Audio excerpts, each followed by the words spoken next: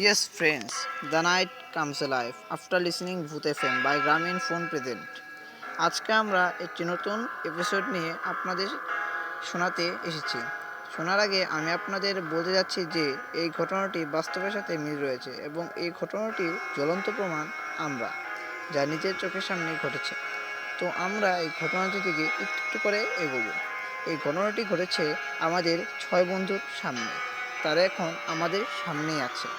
এরা হলো ইশরাক, আশরাফুল, লিখন, রিশাদ, মোহাব্বত এবং শাওন। তো আমরা এই 6 বন্ধু নিয়ে এই ঘটনা। বন্ধুরা, আমাদের সাথে যে ঘটনাটি ঘটে, এই ঘটনাটি ঘটেছে আসলে আমরা যখন বিশ্ববিদ্যালয়ে পড়ি সেই সময়। এই ঘটনাটি কয়েক বছর আগে। এই ঘটনাটি ঘটে 2007 সালে। এই ঘটনাটির সাক্ষী আমরা এই 6 জন। 2007 সালে আমিও আমার বন্ধুরা ঢাকা বিশ্ববিদ্যালয়ে ভর্তি হলাম। ঢাকায় আমাদের কোনো থাকার জায়গা না থাকায় আমরা বেগম রোকেয়া হলে থাকার ব্যবস্থাপনা করলাম। আমরা যে রুমে থাকি সেখানে অনেক দিন পর আরও একজন নতুন ছাত্র আসলো। ছাত্রী ছিল খুবই অদ্ভুত। সে কারোর সাথে কোনো কথাবার্তা বলতো না, আচরণও করতো অস্বাভাবিকের মতো। তবে ক্লাসে পড়ায় ছিল বেশ মনোযোগী। সে রাতে ঘুমাতো অনেক দেরি করে, পড়ালেখা করতো প্রায় সব সময়। এমন ভাব চলতে থাকে কয়েক মাস ধরেই। তারপর এলো শীত মাস। শীত মাসে আমাদের বিশ্ববিদ্যালয় বন্ধ দিল। সবাই আমরা যার যার বাড়ি চলে গেলাম। কিন্তু একটি বিস্ময়কর ঘটনা, সবাই চলে গেলেও ওই ছেলেটি কিন্তু যায়নি। ও সে হোস্টেলেই রইল এবং সেখানে আমরা তাকে পড়াশোনা করতে দেখে চলে আসলাম। আমরা কিছু ভাবলাম না সে বিষয় নিয়ে, আমরা স্বাভাবিকভাবেই সেই ঘটনাটি মেনে নিলাম।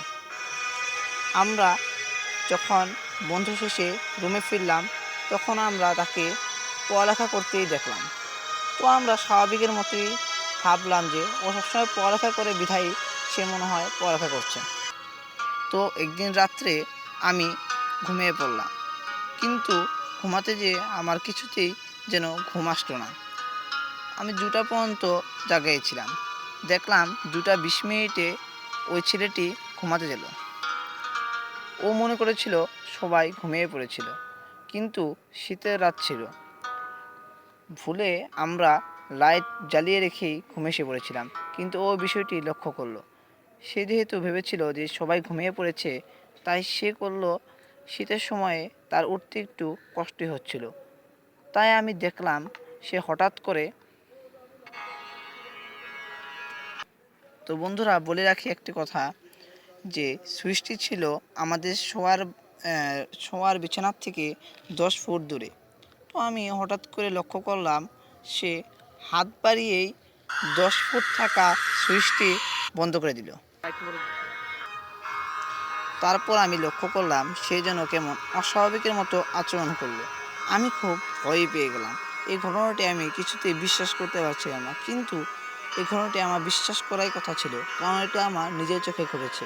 আমি সে রাত খুব কষ্ট করে পার দিলাম।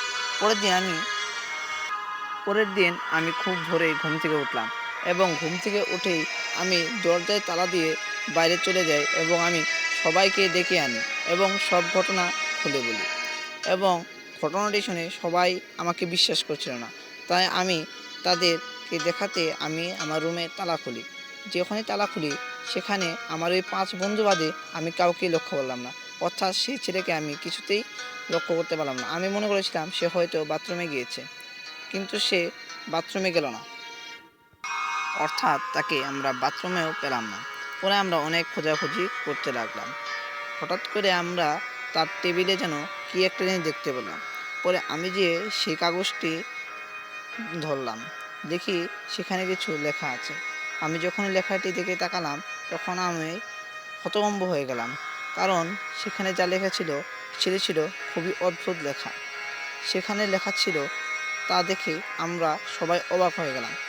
সেখানে যা লেখা ছিল বন্ধুরা, আমি এখন তা আপনাদেরকে বলতে যাচ্ছি। সেখানে লেখা ছিল, আমি একজন জিন, আমার মানুষের মতো খুব পড়ালেখা করতে ইচ্ছে করছিল, তাই আমি এখানে আসি।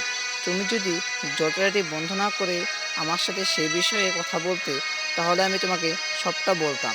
কিন্তু তুমি আমাকে কথা বলাতে কোনো সুযোগ দেওনি। তুমি যদি আমার সাথে এই কথাগুলো শেয়ার করতে, তাহলে আমি ভবিষ্যতে তোমার অনেক উপকার করতাম। কিন্তু তুমি যে এই ঘটনাটি জেনে ফেলেছ, তা তো আসলে আমি কিছুতেই বুঝতে পারিনি। যখন আমি বুঝতে পারলাম, তখনই আমি চলে গিয়েছি। তো বন্ধুরা, এই ছিল আমাদের আজকের ভূত এফএম।